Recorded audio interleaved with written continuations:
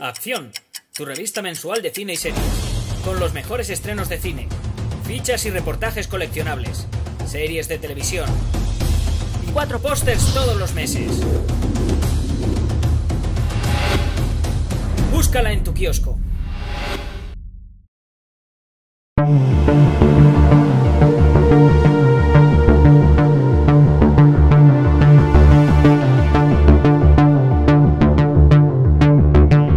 Muy buenas, Rafael, ¿qué tal? Todo llega, todo llega.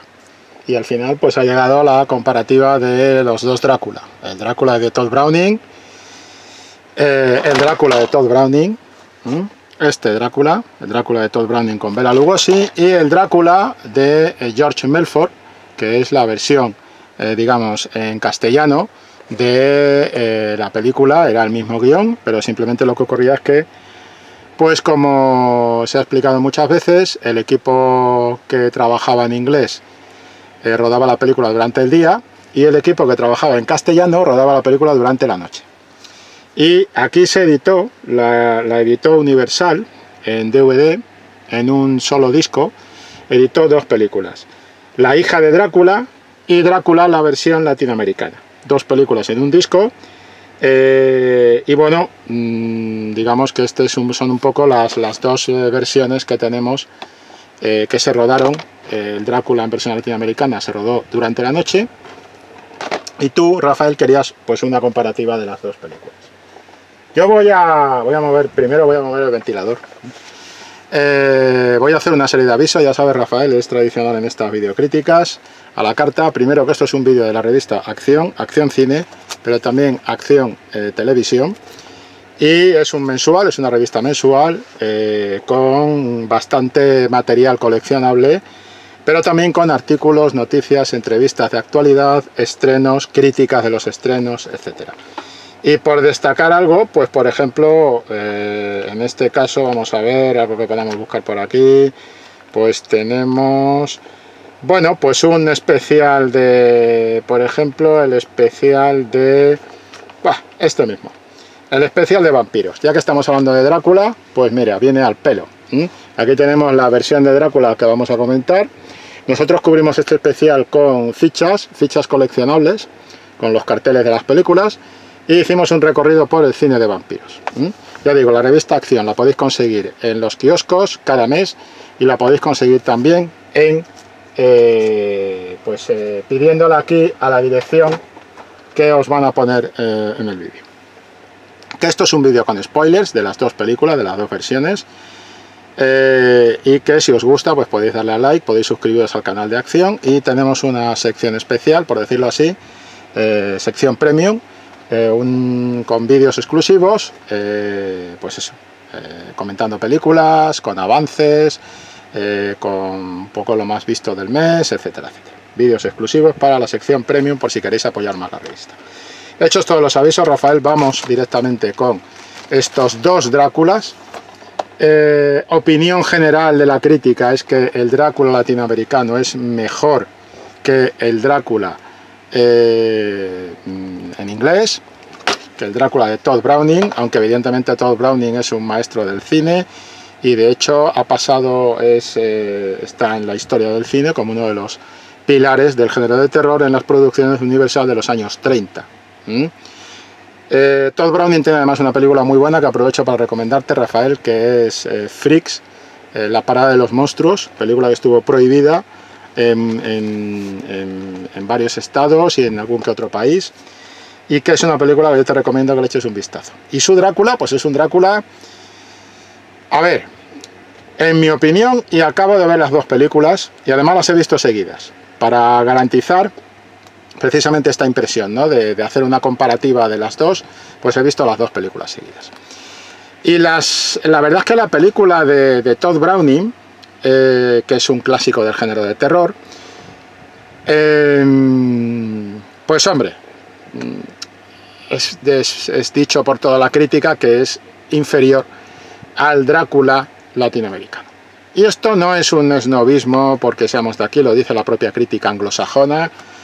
Esto se debe simplemente, creo yo, o eso he llegado a deducir yo después de ver las dos películas para hacer esta comparativa, Rafael, se debe en el dominio de la palabra de los actores. Fundamentalmente. Aparte de que hay algunas elecciones de planos, algunas decisiones sobre el plano, sobre la composición, sobre puesta en escena, que a mí me parece que son mejores las elecciones que toma George Melford en el Drácula latinoamericano que las elecciones que toma Todd Browning en el Drácula en inglés. Como he dicho, el Drácula en inglés se rodaba durante el día y en los mismos decorados, incluso con las mismas marcas. Y esto lo cuenta la protagonista del Drácula latinoamericano, con las mismas marcas en el suelo para posición de actores y demás, o casi las mismas, porque ahora veremos también, bueno, voy a comentarlo ya y nos lo quitamos de encima. Curiosamente, en algunos planos los personajes están cambiando de posición en el plano de una versión a la otra. En la versión anglosajona, la de Todd Browning, cuando están por ejemplo en el palco y aparece Drácula y está allí el Dr. Seward y su hija y tal, bueno, ahora hablaremos también de los cambios respecto a la novela. Digamos que los personajes están cambiados de sitio. Los que están a la izquierda pasan a la derecha en la versión latinoamericana y los que están a la derecha pasan a la izquierda en la versión latinoamericana. O sea que en cuanto a composición del plano y demás, digamos que la versión latinoamericana era bastante, más allá de que seguía el mismo guión, cambia algunas frases de guión, cambia algunas partes del guión, pero digamos que estaba adaptando, estaba poniendo en imágenes el mismo guión.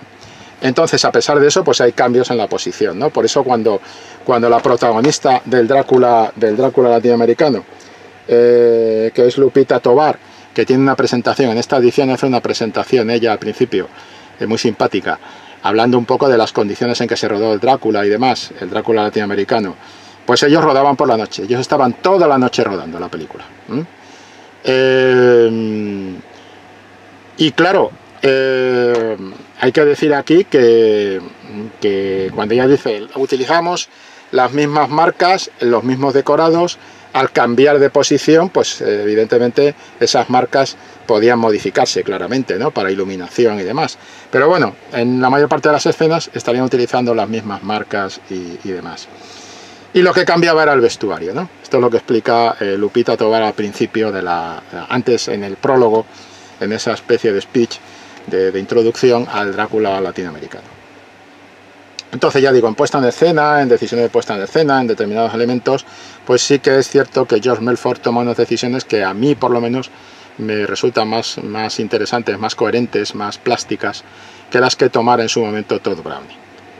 Y otras las replica directamente, hay varios puntos donde podremos ver variables, ¿no?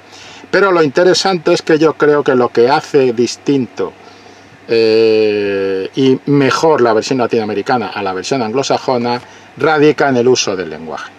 Hay que decir que este Drácula se rueda en un momento en que todavía el cine sonoro está dando, no digo sus primeros pasos, pero sí que se está desarrollando. Y de hecho, como explica la propia Lupita Tovar en la introducción del Drácula latinoamericano, en principio la película pensaron rodarla y doblarla al castellano, rodarla solo una vez, la versión anglosajona, y doblarla al castellano. Y después decidieron hacer dos versiones, como digo, una durante el día y la otra durante la noche.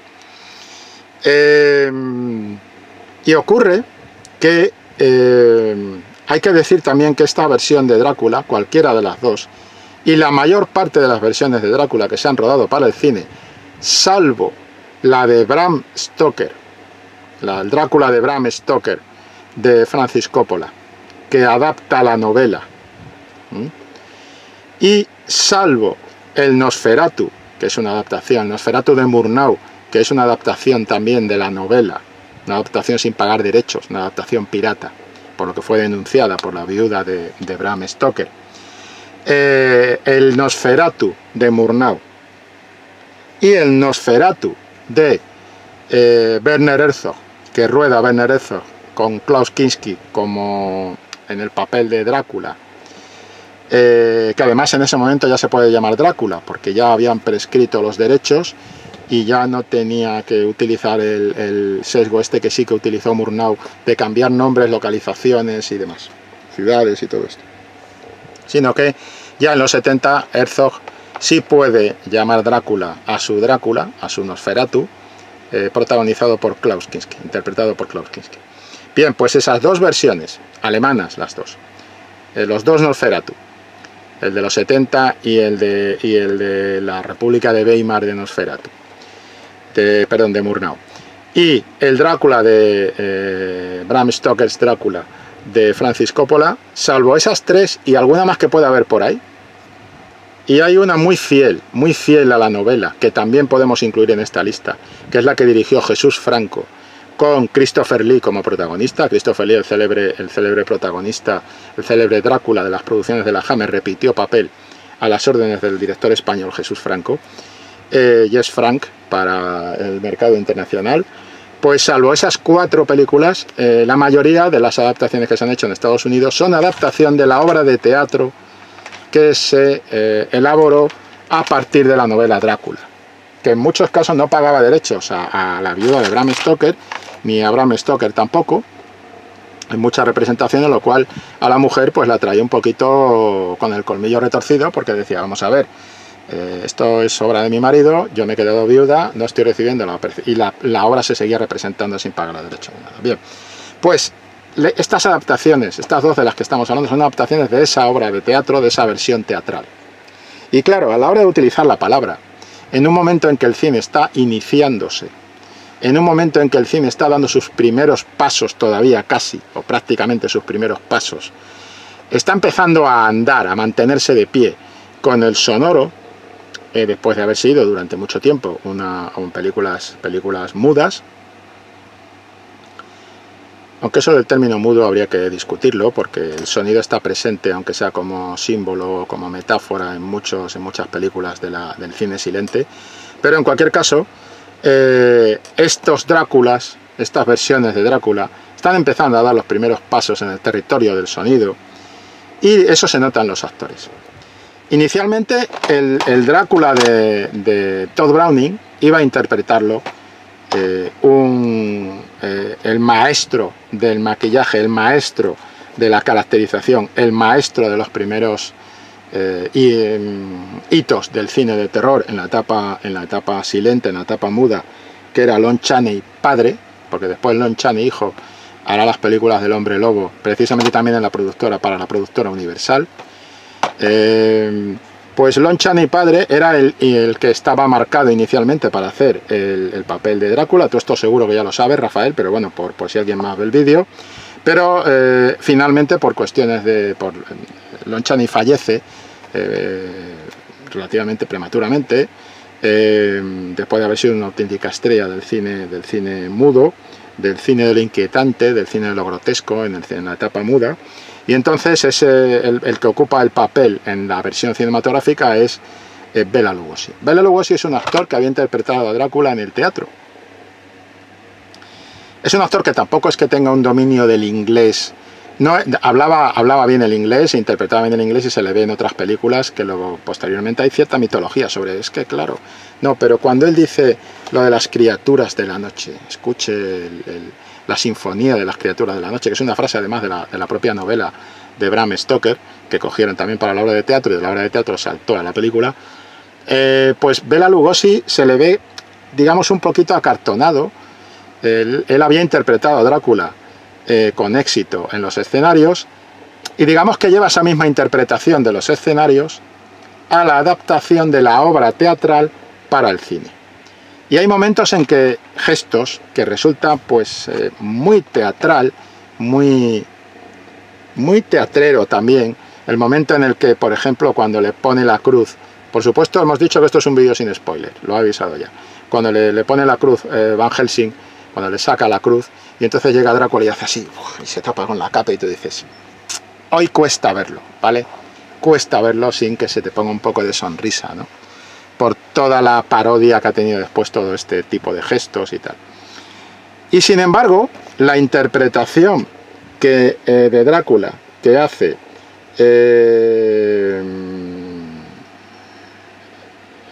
Carlos Villarías, que además era español, que en los títulos de crédito creo haber visto, cuando he repasado esto, que digamos lo citan como Carlos Villar. Carlos Villarías actor español haciendo de Drácula, hace una interpretación de Drácula, pero como todos los demás, como el actor que interpreta a Van Helsing, como el actor que los equivalentes de Van Helsing, o el equivalente de Renfield en la versión latinoamericana, la propia Lupita Tovar, le dan un aire más natural en la versión latinoamericana al uso de la palabra frente a las cámaras de el aire que le dan en la versión anglosajona. En la versión anglosajona tiene una tendencia a la declamación, a la interpretación teatral, que digamos delante de la cámara pues chirría un poquillo, vista desde la actualidad. Probablemente en la época no ocurría esto, era todo lo contrario, porque Rafael, situémonos en esa época, tú eres espectador, te has pasado toda tu vida como cinéfilo viendo películas mudas, con los letreritos, con los intertítulos, explicando un poco, matizando un poco la acción, y de repente te sientas a ver este Drácula de Todd Browning, y además es un Drácula que está en tu idioma, en inglés, no es el latinoamericano, y tú hablas, tú eres anglosajón, y de repente escuchas a los personajes. Entonces para ti, esa impresión de poder escuchar a los personajes, de poder escuchar los diálogos, pues no te chirría tanto. Nosotros desde nuestra actualidad, y por eso no hay que ser revisionistas radicales, no hay que ser fundamentalistas del revisionismo, no hay que ser ombliguistas. Pienso que como cinéfilos, como aficionados al cine, tenemos que ser un poquito más flexibles. Es decir, tenemos una tendencia... Yo oigo muchas veces a mis alumnos de las clases, me llama la atención porque dicen, es que los efectos son tan chungos. No, los efectos no son chungos. Sitúate en esa época. Sitúate en esa época. Hoy nos pueden chocar estas cosas. Desde el punto de vista de la interpretación, como digo, la de Drácula, quizá exagerada y tal, que ha resistido peor el paso del tiempo, que resiste peor el choque con nuestra actualidad. Lo resiste mucho mejor el Drácula latinoamericano, en mi opinión, desde el punto de vista de la interpretación de los actores. Tiene una soltura, una fluidez, una alegría a la hora de recitar el texto sin complejos delante de la cámara, que yo creo que viene del propio desarrollo también, de la manera de entender el teatro en castellano, ¿vale? De la manera de entender el teatro a ambos lados del Atlántico en castellano. Quiero decir, tanto aquí, en España, como en México, como en otros países latinoamericanos. Y esa alegría del texto, digamos que se distancia de la manera de entender la representación teatral. Es que están representando a Drácula como si fuera Shakespeare. Y entonces hay una alegría, eso lo cuenta la propia Lupita Tovar. El carácter latino alegre, el carácter latino bueno, hay un tema, cambiaron los vestuarios, es una de las cosas, de los factores que se modifican de una versión a la otra, y hay que decirlo, es decir, Lupita Tovar está mucho más seductora y mucho más moderna en su representación del papel de Mina Harker, que no es exactamente Mina Harker, le cambian el nombre para adaptarlo al latino, pero está mucho más fresca, mucho más cercana, mucho más seductora desde un punto de vista actual que el otro personaje. La propia Lupita Tovar bromea con ello, dice, a mí me pusieron un escote que era más sexy, y a la otra actriz, a Chandler, la pusieron casi hasta aquí, ¿no? Entonces estaba muy tapada. Y claro, esa alegría de la vida, aunque esta sea una película sobre la muerte, como es la propia novela Drácula, tiene una componente erótica muy clara, y esa componente erótica está mejor servida en la versión latinoamericana, de una manera más libre, más natural, más sin complejo, en lo que se refiere a la parte sexual del tema.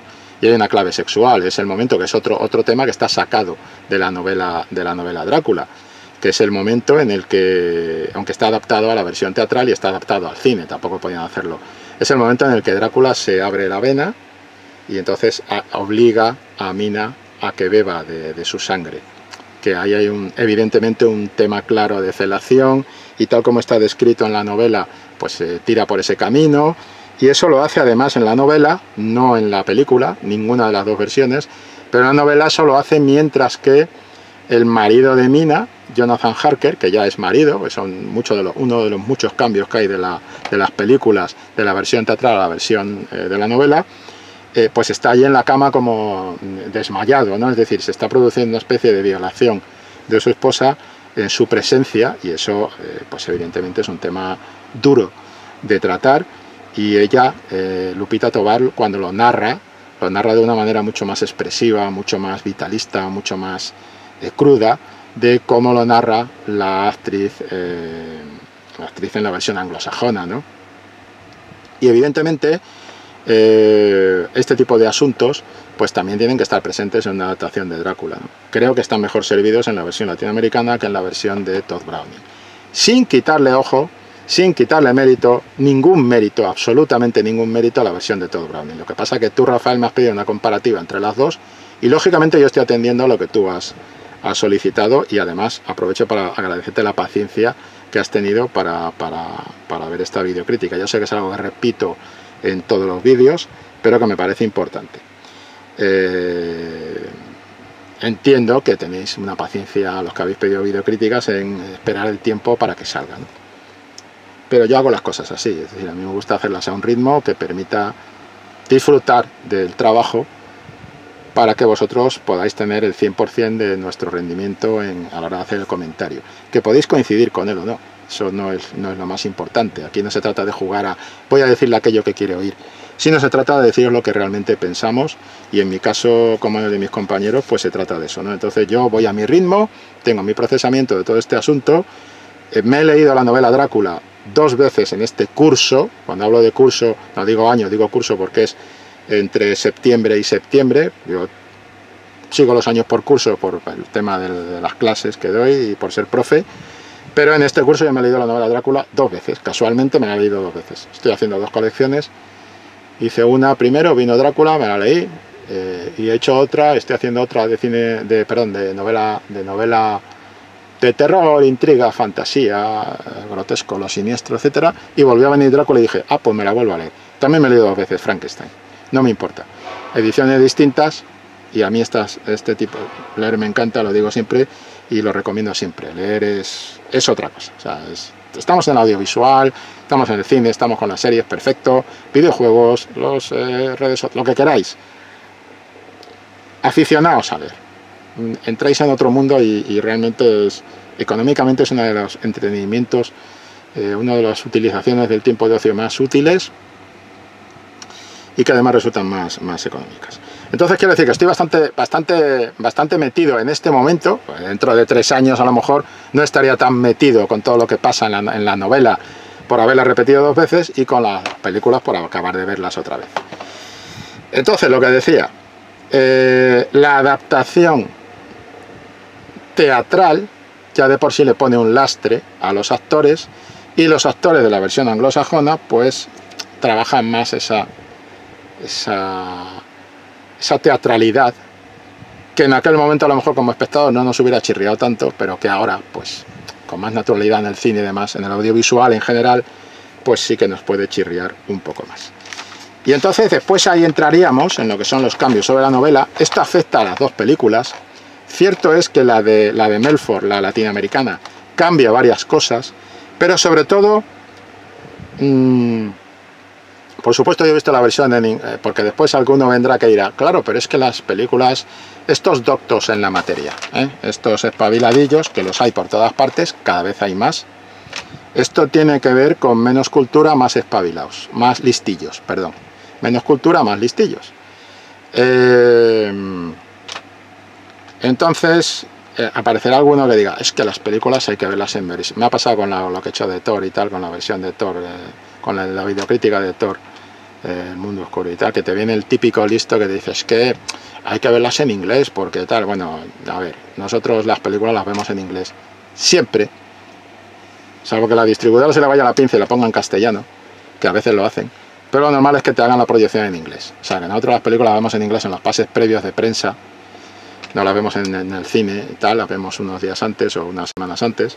Pero aparte de eso, evidentemente yo no me pongo este Drácula en castellano porque sería una tontería. O sea, no tendría sentido hacer este comentario si me pongo el Drácula en castellano, el Drácula de Todd Browning. Yo me la he visto en inglés, obviamente. Estoy hablando, todo esto que te estoy diciendo, del uso del lenguaje, del uso de la palabra, de la interpretación de los actores, no puedo comentarlo si me he visto este Drácula en castellano doblado. No se puede.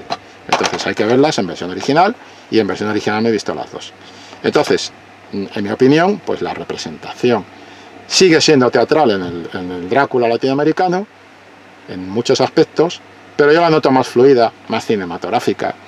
Hay una cosa, un detalle que me interesa mucho destacar, y es que Todd Browning tira mucho de plano general, y George Melford, en la versión latinoamericana, tira más de planos medios. Medios largos, medios cortos no muchos, pero por lo menos planos medios largos y algún que otro plano medio un poco más corto. Pero normalmente está trabajando en territorios, cuando hace planos contra planos y tal, está acercándose más al territorio, cerrando más el plano. Mientras que en la versión de Todd Browning tiene planos más generales, donde hay veces que hasta se pierde. También hay planos generales en la de George Melford, ojo. Sobre todo porque algunos planos de George Melford está solucionando con, evidentemente, utilizaban material de la versión de Todd Browning que se rodaba durante el día. ¿Por qué? Lógico, oye, hay que aprovechar el dinero, y eso en Hollywood, en el Hollywood de la época lo hacen muy bien. Entonces, ¿qué ocurre? Pues que en un momento determinado, cuando va la carreta al principio por las montañas y tal, eso es lo que se ha grabado para la versión Todd Browning, que se traslada a la versión de George Melford sin problemas. Y algunos planos generales con figuras y tal. Pero evidentemente, por ejemplo, si tomamos el desenlace, por ir a temas concretos, ¿no? En puesta en escena ya digo que me parece que hay decisiones en las que George Melford avanza un poco más, ¿no? Y va cerrando más el plano y acercándonos más a la acción. Y sin embargo, Todd Browning a veces deja planos generales que realmente debería acortar. Pequeñas...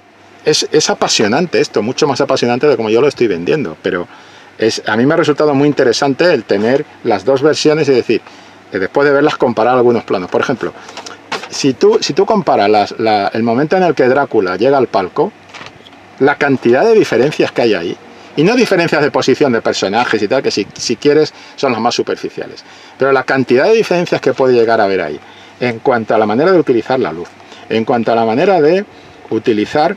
Hemos hablado antes del vestuario. En cuanto a la manera de utilizar elementos como por ejemplo las cortinas. En la versión de Todd Browning es un plano con todos los personajes, con Drácula al fondo. Está en profundidad, un poco jugando con la profundidad de campo, está al fondo, pasa con la chica esta, la acomodadora, y pasa a Drácula y ve a toda la gente que está ahí en el palco, a Seward, etcétera, ¿no? Mina y demás. En la versión de Melford, Drácula le pide a la acomodadora que le diga al doctor Seward que salga y que quiere decirle una cosa. Entonces vemos un plano que hace Melford de Drácula con Seward. Y ahí luce un detalle que tiene que ver con casting, con reparto y con elección de actores. Y el detalle que luce es el siguiente: cuando tú ves el Drácula de Todd Browning, a mí me llamó la atención. A ver, Drácula tiene que ser un personaje imponente. De hecho, el personaje de Darth Vader en Star Wars está creado, entre otras cosas, aparte de coger alguna cosa para el rostro y tal, o sea, para la máscara del Doctor Muerte de los Cuatro Fantásticos, de los cómics de Marvel, está cogido esencialmente de la figura de Drácula. Si te das cuenta, después hará un homenaje en las precuelas con el Conde Dooku. El Conde Dooku, Conde Drácula, lo va a interpretar el actor que interpretó a Drácula en las versiones de Hammer Films de los años 50 y 60, que es Christopher Lee, en Star Wars, en las precuelas. Bien, pues la creación de Darth Vader es una creación con la capa, con el juego de la capa y todo esto, en las películas clásicas. Es una creación, en los episodios 4, 5 y 6 de Star Wars, es una creación que está claramente, le debe mucho a Drácula, a la figura de Drácula en el cine, ¿no? Movimientos del actor y todo esto. Bien, tiene que ser un personaje imponente. Todd Browning elige a un actor para interpretar al Dr. Seward, que es más alto que Bela Lugosi. Entonces hay un plano en el que se ve a Bela Lugosi más bajito que el Dr. Seward. Eso no es viable, amigos. En la versión latinoamericana, Carlos Villarías, independientemente de las alturas que tuviera cada uno, pero Carlos Villarías siempre está dominando el plano. Carlos Villarías interpretando a Drácula siempre está dominando el plano, siempre. Y cuando hay un plano general, él es el más alto de todos. Porque Josh Melford se ha buscado, Josh Melford y su director de foto y su ayudante de dirección, se han buscado la vida para hacer una puesta en escena donde Drácula domine. Porque Drácula es el dominador, Drácula los domina a todos. Pero caramba, si cuando me presentas a Drácula por primera vez, no al espectador, sino a la gente de Londres, a Mina, al Dr. Seward, etcétera, te vas a encontrar con que Drácula es ya más bajito que el propio Dr. Seward. ¿En qué estamos pensando, amigos? Es decir, esos matices, esos detalles, ¿no? Y después, el encuentro entre Drácula y Seward, en la versión latinoamericana, es sobre un fondo de cortinas negras y demás, y al margen del grupo. Y al margen del grupo. Y después Seward le presenta al grupo. Pequeños matices, pequeñas tonterías, que no son tonterías en absoluto. Que está todo perfectamente milimetrado, está todo perfectamente pensado y perfectamente ejecutado para que haya unos matices que obran en beneficio de, pues eso, de que Drácula sea el dominador en todo momento, ¿no? Otro detalle de estos de cambios llamativos, el uso del espejo. Hay el plano con Mina y su amiga en el espejo. Mina y su amiga en el espejo está hecho de una manera, aparte del vestuario, Mina lleva, o sea, la amiga Lucy lleva un traje, o sea, un vestido de estos para dormir más oscuro, negro, presagiando esa idea también más oscura, más de que va a caer en la oscuridad, más de la muerte, aunque después va a ser la dama de blanco, y que secuestra niños y los mata y tal. Y en la versión anglosajona, el uso del espejo con ellas dos. Todd Browning lo aborda de una forma y Josh Melford lo aborda de otra. Aquí no tengo una mejor y otra peor, no tengo preferencia en la del palco, prefiero la latinoamericana. Pero aquí no tengo una preferencia clara, son dos maneras distintas de abordar el uso de un elemento, de un objeto significativo como es el espejo, porque no olvidemos que el espejo está anticipando lo que va a pasar después con Drácula, que es cuando Van Helsing descubre que el vampiro no se refleja en el espejo. Y después cuando se lo pone, va a pasar eso, que Drácula tira la caja, esa especie de joyero donde está de joyero o de chisme de tabaco, de caja de tabaco, no sé lo que, creo que es una caja de tabaco, no es un joyero. Cuando se levanta esa tapadera y ahí el espejo, ahí no está Drácula, está solo el personaje de Lupita Tovar, el personaje del equivalente a Mina en la versión latinoamericana o Mina Harker en la versión anglosajona.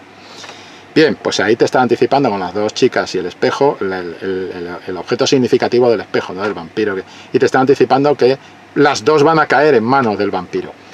A ver, a mí me gusta más la resolución a título personal, pero no podría decirte aquí esto está mejor, esto está peor, como en la secuencia del palco. Pero aquí sí tengo una preferencia personal también por la latinoamericana, porque me gusta que junte a las dos dentro del espejo. Las dos chicas están dentro del espejo, están enmarcadas por ese espejo en la versión de Melford, y las dos van a caer en las estas de Drácula, en la dominación de Drácula con el tema del espejo. ¿Y qué pasa cuando Van Helsing le muestra el espejo a Drácula? Pues creo que ese es un momento en el que se ve que la interpretación de Bela Lugosi es muy buena, pero la de Carlos Villarías también es muy buena. Y hay momentos en que Villarías, creo que en toda la película le da un tono más cinematográfico a su interpretación, más cinematográfico, más para la cámara, y Lugosi, que como digo venía de interpretar el personaje con gran éxito en el teatro, se mantiene más cerca, más sujeto, también en cierto modo más limitado por su recreación del personaje del vampiro desde el punto de vista más teatral, ¿no? Y entonces es el momento del espejo. En el momento del espejo, también esto es de dirección, son decisiones de dirección. En el momento del espejo, cuando se lo enseña a Bela Lugosi tira la caja. Bien, correcto. En el momento del espejo con Villarías, con Carlos Villarías utiliza el bastón y golpea con el bastón la caja y la caja cae al suelo y demás, mucho más potente, ¿no? Y después hay en ese momento una cosa muy curiosa.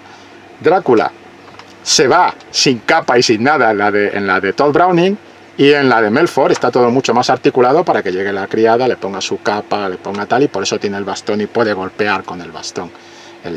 Pequeñas diferencias.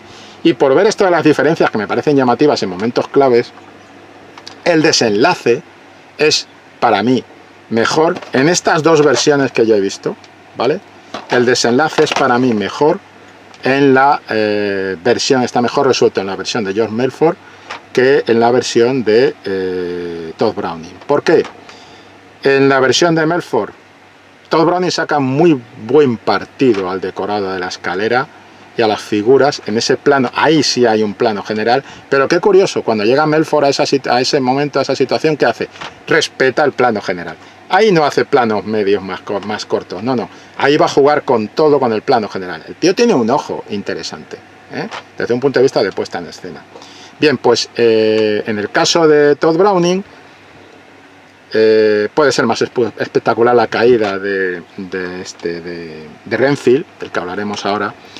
En el caso de las escaleras y tal, en el caso de George Melford, no es que sea más espectacular, es que es absolutamente espectacular porque el tío cae por un lado, o sea, el tío se despeña como si fuera por un abismo, ¿no? El amigo Renfield. Y la explicación final es mejor, porque al final es un poco abrupto, mucho más abrupto en la versión latina, en la versión anglosajona, cuando Van Helsing les dice a la parejita, bueno, marcharos, tal y cual.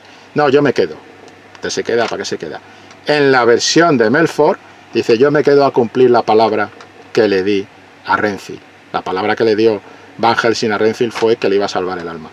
O sea, le va a aplicar el procedimiento anti-vampiro, por decirlo así. Y el plano general, ¿cuál es? La pareja sube por la escalera y Van Helsing se queda abajo contemplando el cadáver de Renfield. En un plano general que a mí me parece mucho más cierre, ¿no? de la película, un cierre mucho más potente desde el punto de vista de lo visual. Estas tres partes, con esas pequeñas diferencias, que no son tan pequeñas desde el punto de vista de lo que vamos buscando, pues son tres momentos que se pueden destacar de una versión o de otra, pero hay mucho más. Por ejemplo, Villarías, esto lo dice la propia Lupita Tovar en la introducción de la versión latinoamericana, y por eso la cito, porque lo dice, ella no es algo que se puede percibir también como espectador, pero ella lo subraya, lo señala. Y es que la interpretación de Lugosi es una interpretación más, sobre todo juega mucho con las manos, porque Lugosi tenía los dedos más largos, la mano más larga, y eso es lo que más juega con la cámara. Lugosi está sentado, su interpretación en la mano y en las miradas. Los dos directores van a jugar con planos, primeros planos de los ojos del vampiro, pero Tod Browning va a jugar con planos más abiertos de todo el rostro y va a subrayar los ojos con una luz sobre esos ojos hipnóticos. Mientras que Melford va a poner un plano aún más cerrado, un primer plano, un plano de detalle de los ojos también, y va a centrar todo sobre los ojos, sin efecto visual, más allá de lo que el efecto visual es utilizar el plano de esa manera, ¿no? Entonces, también me parece mucho más natural, inquietante la elección de Melford. Y la interpretación de Carlos Villarías no podía jugar tanto con la mano como juega el amigo Bela Lugosi, porque sus dedos, como dice Lupita Tovar, pues eran un poco más cortos y más gruesos, entonces va a estar jugando con el gesto y con otras cosas. Hay que decir una cosa, que esto es una opinión personal, absolutamente personal, y no hay por qué compartirla, Rafael, ni tienes por qué, ni tú, bueno, ninguna opinión en realidad, tú tendrás las tuyas, yo tengo las mías, pero quiero decir que esto sí que es subrayo, que es muy personal, ¿vale? Absolutamente personal, y puede ser una fricada mía. Pero yo cuando veo a Carlos Villarías, veo a Nicolas Cage, que curiosamente ahora sabes que van a hacer una película sobre Renfield, en la que Nicolas Cage interpreta a Drácula. Pues yo veo a Nicolas Cage. Siempre he visto a Nicolas Cage. Siempre que he visto la versión de Carlos Villarías he dicho Nicolas Cage. La manera en la que Carlos Villarías, muy sólido, interpreta el papel de Drácula, me recuerda en la actualidad Nicolas Cage. Y siempre que he visto a Bela Lugosi interpretando a Drácula, he visto gestos que te va a parecer una chifladura, pero yo lo digo, oye, que me recuerdan algunos momentos de Robert De Niro delante del espejo, cuando está diciendo, del espejo de Taxi Driver, diciendo, ¿estás hablando conmigo? Porque aquí no hay nadie más. Es decir, ese momento, ¿no? Me recuerda mucho esos gestos del Drácula de Bela Lugosi, me recuerdan mucho a De Niro, y el Drácula de Villar-Díaz me recuerda mucho a Nicolas Cage, sobre todo cuando deforma el gesto y sonríe, y está sonriendo, pero en el fondo está diciendo, la vas a pasar mal. Ese es un poco el tema. Y después hay otro tema que quería destacar antes de acabar, que es Renfield, el personaje de Renfield. Creo que los dos Renfield están muy bien. Y aquí no voy a entrar en la dinámica esta de decir es mejor el latinoamericano, porque el actor del latinoamericano se monta un Renfield muy actors studio. Por lo visto el tío, según cuenta Lupita Tobar, ensayaba y tal, y les tenía asustados, porque parecía que realmente se le estaba yendo la pinza. Pero el Renfield de Dwight Frye en el Drácula de Bela Lugosi, el Drácula de Todd Browning, también tiene lo suyo. ¿Qué ocurre? Que es diferente cómo los directores trabajan con estos actores en el papel de Renfield. Y eso también es muy interesante desde el punto de vista de analizar las dos películas y en una comparativa, ¿no? Es muy interesante. Yo subrayaría cómo trabaja George Melford para una clase de interpretación, cómo en cine, cómo trabaja George Melford con el Renfield de la versión latinoamericana y cómo trabaja Todd Browning con el Renfield de la versión anglosajona. Y los dos actores lo están dando todo. Pero hay una diferencia. Y es que el Renfield de la versión latinoamericana se queda el tío con la película. La película es suya. Carlos Villar-Díaz está espectacular, todo lo que queramos. Pero la película es suya. Cuando aparece Renfield, aquello sube. ¿Por qué? Porque de repente es como si apareciera ahí, pues eso, un Robert De Niro, un Al Pacino. Más bien un Al Pacino. O sea, este es una máquina de tío. Este tío se pone delante de la cámara, macho, y te vende lo que sea. Dwight Frye también lo hacía. Pero ¿cuál es la diferencia? Dwight Frye está mucho más respaldado, realzado, subrayado, condicionado por puesta en escena del director. Naturalmente los dos directores hacen puesta en escena con este personaje y con este actor. Pero, cada uno con su actor. Pero, te sitúo en el viaje de lo que era el Demeter, en la novela original, que eso está cambiado también. Bueno, el doctor Seward aquí es el padre de Mina, y Seward es un pretendiente de Lucy Westenra en la novela. O sea, evidentemente no me he metido en comparar novela con película porque no tendría sentido, porque ya digo, estos son adaptaciones de la obra teatral que se hizo de la novela. Pero el viaje en el barco de Drácula,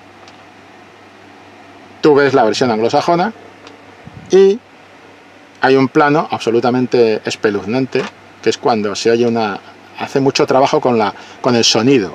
Es muy importante el sonido. Creo que de todos los actores de la versión de Drácula de Todd Browning, el que mejor trabajó el sonido y se lo apropió para su interpretación, probablemente a lo mejor por indicación del propio Todd Browning, todo hay que decirlo, o por el encargado del sonido, me da igual. El cine es un trabajo en equipo. Y a veces resulta difícil discriminar quién dijo qué en un momento determinado, menos que hayas estado en el rodaje o seas productor de la película. Como no lo somos, estamos especulando. Entonces, fuera quien fuere el que tomara la decisión, la risa de Renfield es la marca de estilo, la marca del sello de Renfield en la versión de Todd Browning. Y entonces se oye esa risa en el barco, esa risa rara, ¿vale? Yo la hago muy mal, ¿vale? Pero es una risa espeluznante. Y de repente, cuando abren el portalón que te lleva al lugar en el que están los ataúdes y está Renfield, cosa que no pasa en la novela, Renfield está abajo. Y está desde debajo de la escalera en un plano picado, mirando hacia arriba con esa cara completamente deformada de zumbao total, inquietante, agresivo y peligroso. De una especie de... Es como una hiena. Está jugando a la risa, está jugando con la idea de las hienas, ¿eh? Un depredador pero un depredador carroñero, que es lo que es Renfield. Está muy bien esa elección en el Drácula de Todd Browning. Pero claro, ¿qué hace John Melford con el otro actor? Pues el otro actor llega y dice, cuidado, este tío es un máquina, a este hay que mantenerle el plano. Y por ejemplo, cuando al principio, cuando te presenta a Renfield ya, digamos, poseído por Drácula, en ese viaje en el barco, te va a mantener un plano, o sea, no fuerza tanto el plano, no fuerza tanto la puesta en escena para subrayar o para respaldar al actor, sino que deja que el actor sea el que manda en el plano. George Melford deja al actor que sea el rey, el amo de esa parte, de ese plano, de esa secuencia, ¿no? Y esto se ve también cuando vemos por primera vez a los dos personajes en el psiquiátrico. Cuando vemos a Renfield, la presentación de Renfield ya en el psiquiátrico, después del viaje y todo, cuando le quita la araña el guardia del psiquiátrico, ¿no? Ese momento en el que le quita la araña, que es ese plano hacia la reja, para mí está más flojo en la versión de Browning que en la versión del otro actor, de la versión latinoamericana del otro actor. ¿Y por qué? Porque en la versión latinoamericana el actor lo está haciendo todo, está el tío agarrado a la reja, completamente perdido, completamente bestializado, fuera de sí, y ahí el trabajo del actor lo es todo, no hay que hacer más. Y eso es lo que hizo Melford con este tío, le dejó, le dio cuerda para que pudiera desatarse delante de la cámara, y está muy bien. Porque hay una cosa interesante en el Renfield de la versión latinoamericana que yo no la veo tanto, no la veo en absoluto, perdón, en el Drácula de Todd Browning, en cuanto a Renfield. Y es que Renfield, en la propia novela, y esto sí está sacado de la novela, Renfield es un tío que tiene momentos muy breves de perfecta cordura, y hay un momento en que Van Helsing, Sigward y toda la gente, todos los hombres que están intentando proteger a Mina del acoso del vampiro, a Mina, primero a Lucy y después a Mina del acoso del vampiro, de la posesión del vampiro, van a ver a este hombre, a este interno, a este demente que está en el psiquiátrico, ¿no? de Seward, del doctor Seward. Y este señor habla con ellos y les parece a todos un tío muy coherente, muy sensato, y que podría ser incluso un filósofo, es un hombre con perfecta lucidez mental. Esto no está en la versión de Dwight Frye en el Drácula de Todd Browning, y sin embargo sí está en la versión de Renfield, de la versión latinoamericana, porque de repente este señor empieza a hablar con una coherencia, y hay una secuencia que por diálogo comparten las dos versiones, que es cuando Renfield dice: están hablando ustedes de vampiros, qué conversación tan extraña para gente que se supone que está cuerda. ¿Cómo lo hace el actor de la versión latinoamericana? ¿Cómo lo hace Dwight Frye? Te dice esa clave, ¿no? Es cuando el actor de la versión latinoamericana se pone en plan coherente, te espanta más porque dices, este tío tiene momentos de lucidez, pero después cae en el abismo de la locura y tal, no sé. Creo que el Renfield de la versión latinoamericana se hace con la película del tío, y además está muy respaldado por el director, que supo ver que tenía una máquina ahí demoledora, y no ocurre lo mismo. Está muy subrayado. Dwight Frye, también Todd Browning respalda plenamente a Dwight Frye, pero digamos que lo domina más por la puesta en escena, y el otro deja más que el actor fluya como actor, o esa es la impresión que yo saco. Dicho todo esto, pues para mí superior versión la latinoamericana frente a la versión anglosajona, pero no pasa nada. Cabe pensar que se podría hacer teniendo en cuenta las versiones posteriores de Drácula, pues hemos repasado dos de las más señaladas, que son con las que arranca, podría decir que arranca el camino, pero no, para mí la mejor versión de Drácula sigue siendo Nosferatu de Murnau.